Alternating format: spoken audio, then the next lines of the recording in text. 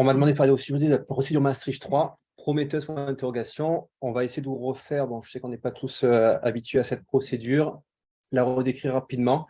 Alors, ce qui a été dit, oui, je ne suis pas tout à fait d'accord, on a quand même des donneurs à mort cérébrale qui sont le principal pool d'organes. Et on s'est posé la question de donneurs alternatifs à la mort cérébrale. Pourquoi? Parce que sur les chiffres de l'Agence de la biomédecine, on a effectivement augmenté notre taux de marginalité, puisque le diagramme en haut, c'est celui de l'âge moyen des donneurs. Et on voit que on est passé de 40 ans au début d'activité de greffe à 60 ans quasiment aujourd'hui, 40% de donneurs de plus de 65 ans. Donc, on a beaucoup tiré sur le pool de donneurs vers les critères marginaux, ce que nos camarades outre-Manche ne font absolument pas, ni outre-Atlantique même pas. Et que malgré, Foch, on sait que c'est un centre leader, et malgré ça, quand on prend la courbe du bas, on voit que depuis 2-3 ans, il y a un gap qui s'est créé petit à petit entre le nombre de patients transplantés, où on a l'impression qu'on arrive à un palier sur le côté vert. Bon, là, vous avez le Covid qui apparaît. Et le nombre de patients inscrits, qui dans certains centres a beaucoup augmenté, sans pouvoir suivre le critère de marginalité et de greffons atypiques pris en charge. La procédure Maastricht 3, au final, 95, la définition de la Maastricht 3, c'est les patients en arrêt circulatoire. Ça va de 1, le patient qui fait, la dame qui fait l'arrêt cardiaque en dehors de tout secours qualifié, c'est ce qui a été fait dans la ruche. L'arrêt cardiaque en présence de secours qualifié dans la rue aux urgences, protocole Maastricht 2, qui a eu une grosse période d'utilisation des reins en Maastricht 2 qui se sont quasiment arrêtés. Maastricht 3, c'est les patients de réanimation en la. Et au final, pour nous, ça va être un pool de donneurs qui est de très bonne qualité et qu'il faut qu'on puisse utiliser. Le 4 est anecdotique, personnes décédées en mort encéphalique et qui, en plus du décès, en attendant le prélèvement, font l'arrêt cardiaque. Et je vous parlerai un petit mot des donneurs Maastricht 5, les nouveaux donneurs, parce que ça fera partie des voies d'ouverture ultérieures et des questions éthiques que ça pose. La transplantation pulmonaire sur le donneur décédé, toute la médecine est juste une réutilisation de ce qui a été fait. Historiquement, on a commencé par faire de la transplantation pulmonaire sur des patients décédés, 1963. Ça a été arrêté. Ça a repris de façon importante plutôt en Suède et après dans les pays anglo-saxons dès 2001. Et nous, en France, les premiers, ça a été Foch en 2016, et on va voir un petit peu l'accélération. Et sur une revue de la littérature, donc sur la base de données de l'USHLT, qui est la Société de transplantation cœur-poumon, avec des registres internationaux, on voit qu'en 2015, les centres qui font de la transplantation, c'est que des Nord-Américains et des Anglo-Saxons. Mais on est quand même à 15% de donneurs transplantés sur des donneurs à cœur arrêté, donc des procédures Maastricht 3, car à ce moment-là, en France, nous, on est à 0%. Donc, oui, on a du recul sur les procédures Maastricht 3. Ça a été des mises en place de protocoles à l'anglo-saxonne, c'est direct, ça va vite, c'est efficient, quitte à faire un petit peu de training sur ces patients-là.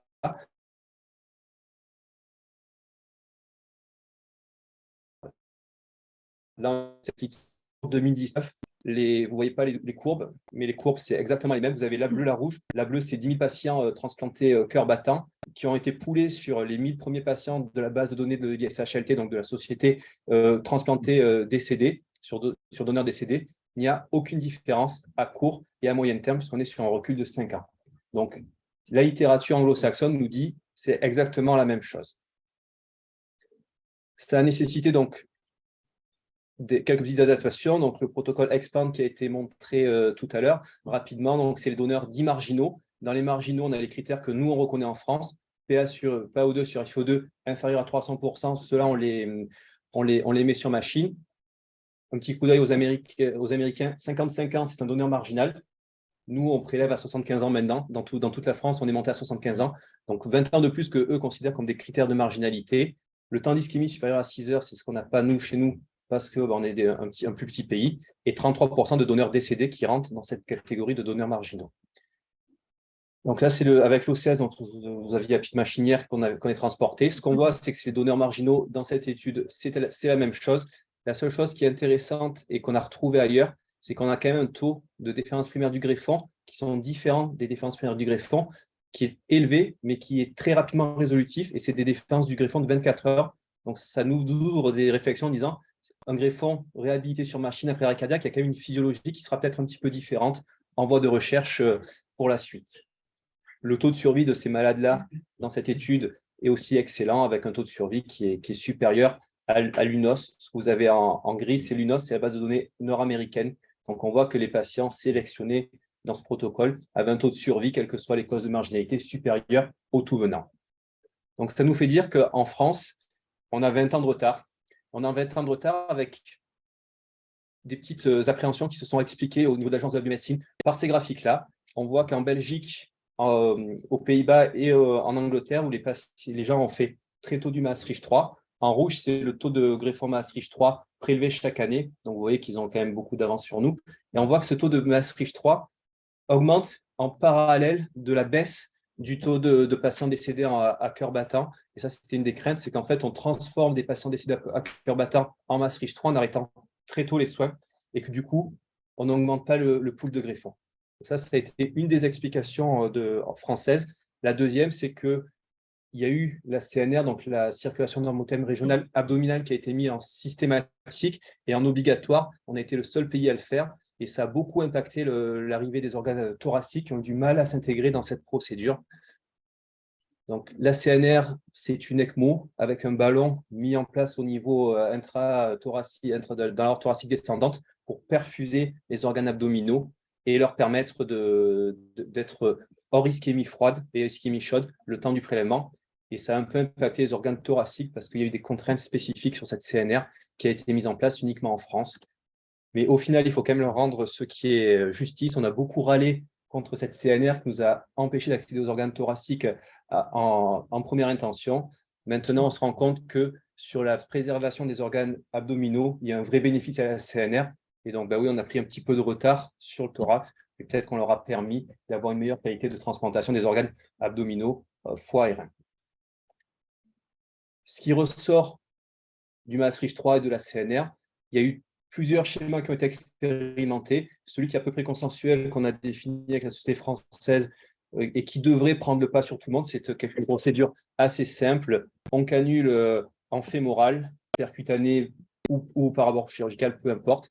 S'il n'y a pas d'organe thoracique, on monte la canule veineuse de drainage en intracardiaque. S'il y a un organe thoracique au bloc opératoire, on mobilise la canule pour faire un clampage veine cave inférieure, ce qui peut altérer le débit au niveau du ventre, mais qui permet de ne pas examiner le patient, de permettre à sa CNR de tourner. Initialement, il y a eu un délai de 4 heures, puis de 2 heures, puis c'est encore là-dessus du tâtonnement, et ça sera une des autres pistes d'amélioration dans ces prélèvements Maastricht 3. La CNR, les différentes façons de prélever et autres, ça a donné un schéma de prélèvement légal qui est quelque chose d'un petit peu imbuvable, qui a évolué, qui a été transformé au fil du temps, parce qu'au début, il y avait une différence entre l'ischémie chaude, l'ischémie froide, l'arrêt cardiaque. Personne n'y comprenait rien avec des temps qui changeaient. Au final, pour le poumon, on a simplifié, c'est 90 minutes d'arrêt cardiaque. Donc, on ne comprend pas quand le cœur n'est plus efficace à moins de 45 de PAM, c'est 90 minutes d'arrêt cardiaque à partir du moment où le cœur s'est totalement arrêté. Les donneurs, ce qui était recommandé dans la littérature, la marginalité, c'est le Maastricht 3, donc on a déjà un critère de marginalité. Les Américains ne le faisaient pas. Ils disaient, s'il y a d'autres critères de marginalité, on n'y va pas. Nous, on a quand même besoin de greffons, donc on a pris à peu près tous les critères de marginalité et connus au niveau des donneurs à cœur battant. Et donc, on est sur la même chose, un petit peu à différence des anglo-saxons. Donc, tout patient en limitation des thérapeutiques est un potentiel donneur de Maastricht 3. Et là aussi, ce qui ressortait, puisqu'en France, on a mis une obligation légale de faire de l'ex vivo après le Maastricht 3, et ça s'accorde bien aux pratiques reconnues, puisque les Nord-Américains qui ne font pas de CNR, qui font un arrêt au bloc, ils ont des temps d'ischémie chaude entre l'arrêt cardiaque et le début de la pneumoplégie ou le début des plégies, qui est de 15 minutes. Nous, en France, on a 76 minutes en moyenne. Et donc, la littérature anglo-saxonne recommandait au-dessus de 60 minutes, mettre un ex vivo en reconditionnement. C'est ce qu'on a fait de façon obligatoire en France et ça recoupe bien avec nos résultats qui restent excellents dans ce domaine. Conclusion, schéma simplifié, on a augmenté l'âge, le donneur peut aller jusqu'à 71 ans, on autorise tous les patients à recevoir un greffon Maastricht 3. Au début, il y avait, selon les receveurs, ce n'est pas possible. Nos patients meurent sur liste, 10% dans la littérature, nos données ABM, c'est 8%, et on n'a pas de raison, si on considère que c'est des greffons aussi bons que les autres, de ne pas les donner à tout le monde. La seule limite qu'on a encore, c'est 18 ans, et on espère pouvoir basculer sur du Maastricht 3 pédiatrique pour les patients donneurs et receveurs. Mais les retransplantations, les patients en super urgence, à partir du moment où ils ont donné un consentement, ils sont éligibles au Maastricht 3 et on permet ce pool de greffons à tout le monde. Ce qu'on a dit, c'est qu'il faut être sûr pour le poumon, désolé, on va quand même se concentrer sur le thorax cardio-thoracique, il faut de l'ex-vivo, de la réhabilitation pulmonaire. Il y a 3 systèmes, 2 statiques, ça c'est le VivoLine, la Toronto Box, dont on a un petit peu parlé hier, et la Transmedix que j'ai pu vous montrer hier après-midi. Chaque organe a un petit peu sa spécificité. La Toronto Box, c'est du 21% d'FiO2, le VivoLine, c'est du 50%. Il y a du statique, il y a du dynamique, il y a du pulsatile, il y a 2 types de pompes centrifuges. Après, voilà, le résultat final, c'est que les poumons sont réhabilités. On n'a pas de grosse différence en toutes les machines. Et là, c'est juste une petite slide pour vous remontrer donc, le poumon en fin de réhabilitation par rapport au poumon qu'on explante. La petite animation, je ne vais pas montrer, je n'ai pas de poumon, mais voilà. Quand on reperfuse ces poumons-là, on a des poumons de très bonne qualité que l'on peut tester sans aucun problème, quel que soit le type de machine utilisée. En 2, c'est l'équipe de Foch, là c'est Julien qui a présenté les résultats de français 2016-2020 à l'ISHLT, donc avec une prédominance de l'équipe de Foch bien entendu. Là, on a repris les slides avec Julien, ça c'est un peu du off-label si on peut dire. 2016-2021, vous voyez qu'on avait 70 poumons, 2016-2020, pardon, 70 poumons transplantés en France. Et quand on réactualise un an plus tard, on passe de 70 à 95% poumons transplantés. Et là, on a largement passé les 100. Donc, on augmente rapidement.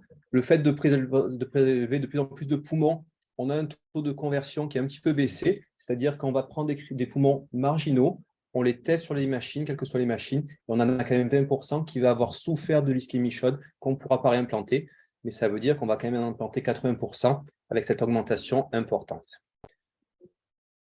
Le taux de DPG reste tout à fait bon et satisfaisant. Le taux de survie, on est sur de l'hypersélection encore parce que toutes les équipes, quand on commence, on prend des greffons un peu corrects et des donneurs qui tiennent la route. On a un taux de survie de 85% à 3 ans, ce qui est totalement aberrant avec les chiffres présentés tout à l'heure. Ça va se normaliser, mais en tout cas, on n'a pas des résultats qui sont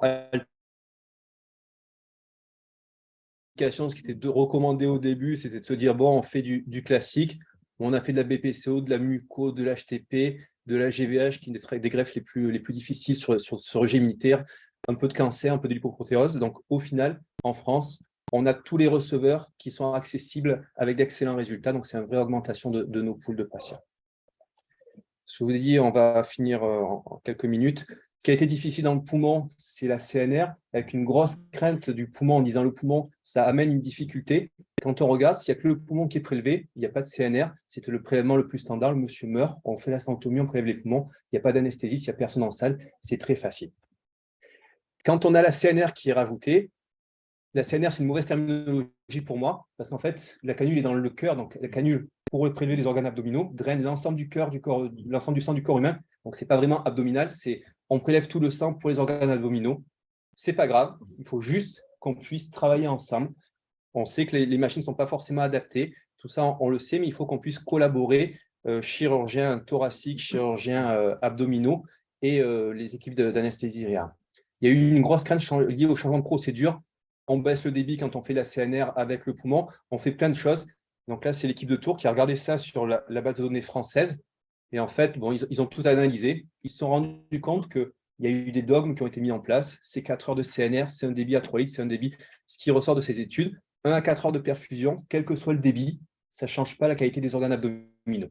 Donc là, ce sera pour le greffon Maastricht 3 une petite amélioration. Il ne faut pas être dogmatique, il faut rester raisonné. On n'a pas besoin d'avoir un débit cardiaque théorique pour perfuser 2 organes. On peut diminuer la durée de temps opératoire quand il y a le poumon qui se rajoute, s'il y a une instabilité, et il n'y a pas forcément d'instabilité. Donc, il faut qu'on puisse coopérer avec les organes abdominaux pour augmenter ce pool de greffons et nous permettre de travailler dans des bonnes conditions. Là, c'est une petite rappel pour la CNR, quand les centres ont ouvert, et si vous êtes dans des centres qui ne feront pas de greffe pulmonaire, qui ne font pas d'ECMO, au début, c'est les anesthésiens qui ont géré ces ECMO. Une CNR par an sur malade qui est instable, ça peut être un peu difficile. Ça, c'était l'expérience Covid de Paris, vous la connaissez aussi bien que moi. Quand les centres n'ont pas l'habitude, ça peut créer une moins bonne survie des patients sur le Covid. Mais sur l'ECMO opératoire, la CNR opératoire, on a l'impression que c'est un peu la même chose. Il faut peut-être qu'il y ait une expertise de cette CNR pour lui permettre une bonne cannulation, une bonne gestion de la CNR et augmenter le pool des greffons, donc diminuer les tensions sur les organes abdominaux. La CNR, il faut que ça reste raisonné et neutre. Il n'y a pas d'organe à privilégier ni au niveau thoracique, ni au niveau abdominal. Et c'est à ce prix-là qu'on pourra prélever le plus de poumons Maastricht 3, parce qu'un échec de cannulation, une équipe de thoracique qui s'engueule avec une équipe d'anesthésia, une équipe d'abdominaux, ça crée des tensions et ça empêche de renouveler l'expérience de Maastricht 3.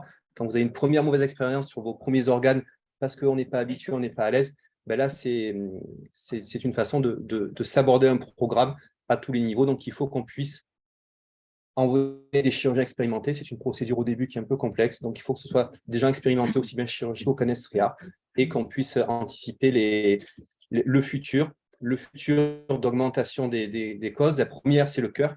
Le cœur va se joindre. Il y a l'expérimentation avec Julien Guillière sur le CCML qui finit la phase expérimentale. Donc, on va rajouter l'organe cardiaque, ce qui va impliquer une deuxième ligne pour drainer à la fois la cave sub et la cave inf, donc une manipulation de la CNR un peu plus complexe et une durée d'ischémie très courte, puisque le cœur, c'est 30 minutes d'ischémie chaude. Donc, il faut que la cardioplégie soit lancée dans les 30 minutes. Donc, ça, il faut y penser. C'est fait ailleurs. Il n'y a pas de raison qu'en France, on ne puisse pas y arriver. Et on sait que les organes cardiaques sont d'excellents organes aussi. Diminuer le prélèvement cardiaque, peut-être discuter à nouveau le lieu de prélèvement. Est-ce qu'on prélève les organes, on fait l'arrêt des soins en réanimation ou au bloc opératoire pour discuter l'ischémie?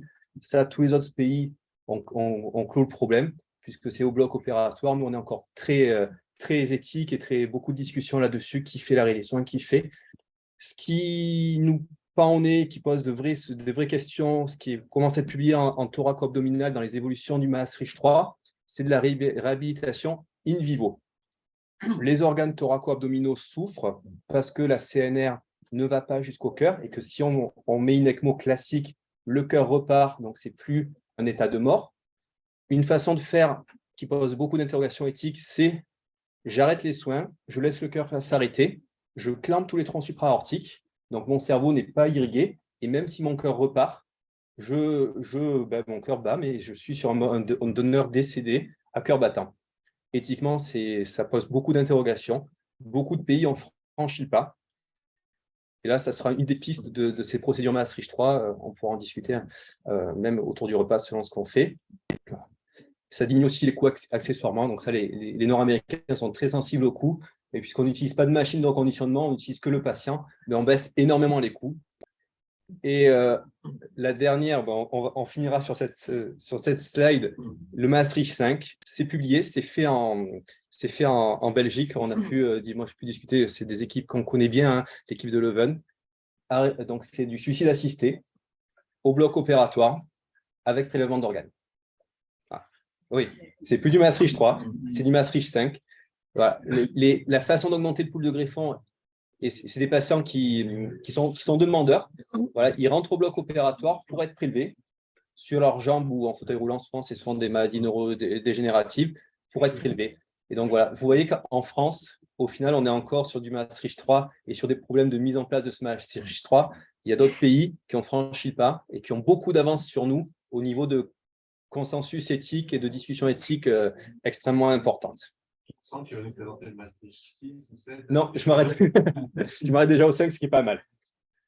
Donc, juste pour vous conclure, on augmente progressivement. On a l'impression que cette activité commence à démarrer. On va atteindre les objectifs de 15%. Nous, je pense que vous n'êtes pas loin. Nous, on est à 7 greffons Maastricht 3 sur 47 années. Donc, on approche ce panel de 15-20% de greffons Maastricht 3, ce qui nous permet d'obtenir nos objectifs de transplantation et de ne pas laisser les patients trop longtemps sur liste. Il y a beaucoup de craintes liées à la procédure, certaines par peur du changement, d'autres par des problèmes éthiques extrêmement importants. Et une des façons de les solliciter, de les passer, c'est craintes liées aux procédures, pas aux questions éthiques, ça c'est autre chose. C'est peut-être des mobilités d'équipes mobiles de Maastricht 3. Nous, on le met en place actuellement dans la région. Avec, si vous voulez faire du Maastricht 3, on peut vous apporter un soutien technique pour la CNR, pour la cannulation. Et si on peut prendre des poumons au passage, on n'en est que plus content. Mais ça, c'est presque anecdotique. Voilà. Je vous remercie.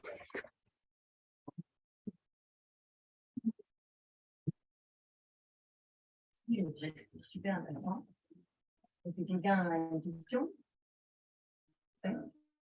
Les machines de réhabilitation qu'on a commencé à sortir sur le cœur, les cœurs poumons. Non, on n'a pas encore le cœur poumon. On n'est que sur 2 machines séparées. Le cœur poumon, ça sera Je ne suis pas sûr. Cœur-poumon, c'est 8 transplantations en France par an.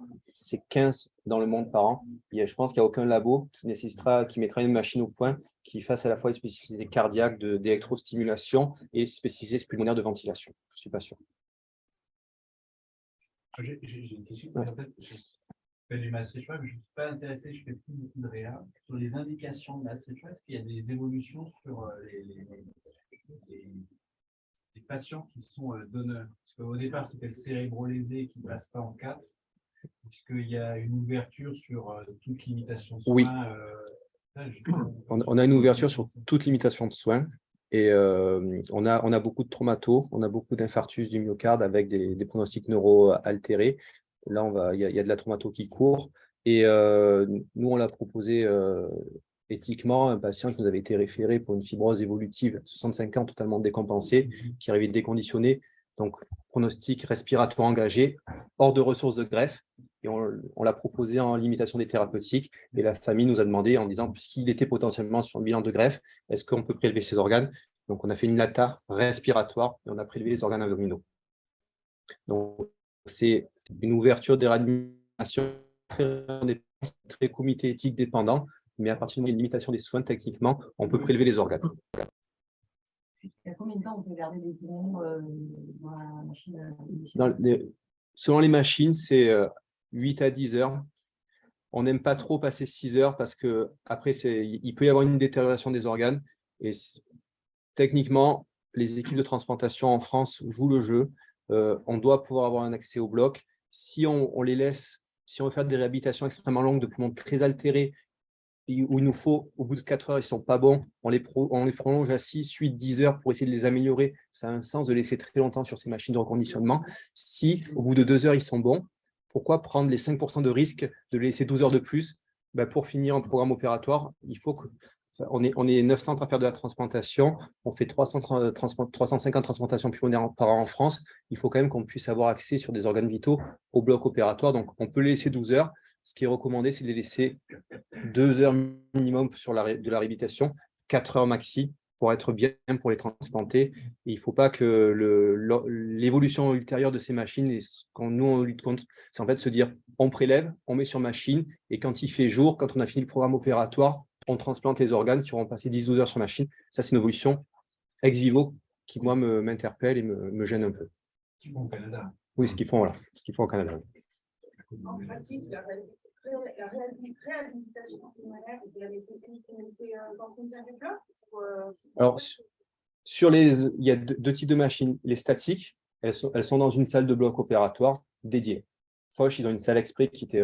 Edouard nous a dit que c'était un placard qu'ils ont reconditionné. Mais c'est une salle dédiée. La portative, on commence la réhabilitation sur le site donneur, transport d'organes. Et souvent, quand on arrive sur Marseille, le poumon est réhabilité. Je peux le mettre en salle de réveil. Bon, c'est parce que c'est un patient surveillé de près. Hein. Mais il faut qu'il qu'on ait une petite salle en salle de réveil parce que ça fait bizarre au milieu. Non, ça peut être n'importe où. J'ai l'impression qu'on peut vraiment améliorer un tout ce qui est moyen.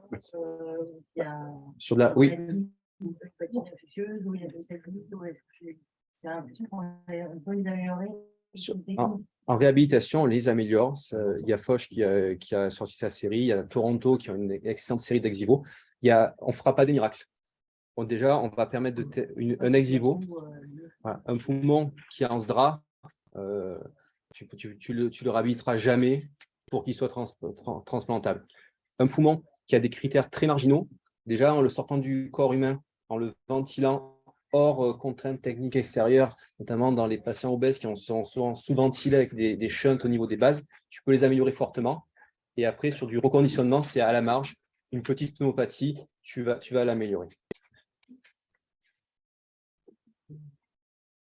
Super. Merci beaucoup à tous deux. Et nous avons 1 heure pour déjeuner en bas.